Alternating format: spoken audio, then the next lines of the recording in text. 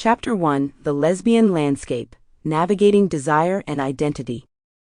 Let's ditch the tired tropes and dive headfirst into the glorious, messy, multifaceted reality of lesbian sexuality.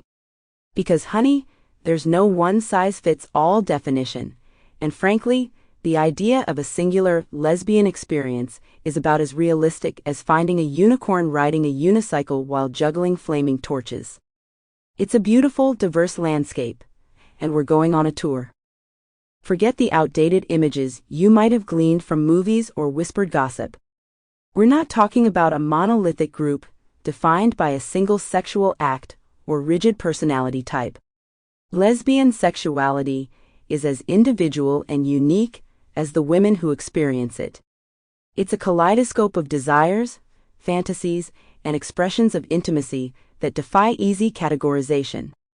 Some lesbians might identify strongly with the butch-femme dynamic, a power dynamic rooted in history but constantly evolving.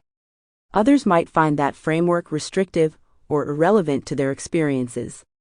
Still, others might not fit neatly into any predefined category at all. And that's perfectly okay. In fact, it's fabulous.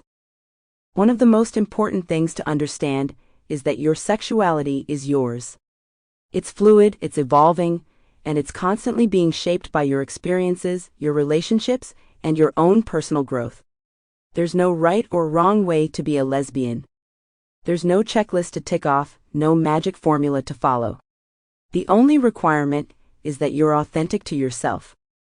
Let's unpack some of the labels and identities that folks might use to describe their lesbian sexuality.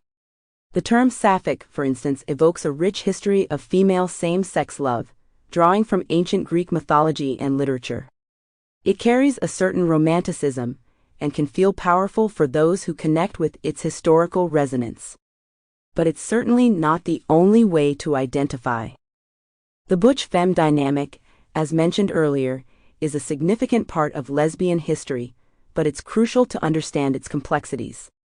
Butch and femme are not fixed identities, they are fluid roles that can shift depending on the relationship and the context. A woman might present as butch in one relationship and femme in another, or even switch between roles within a single relationship.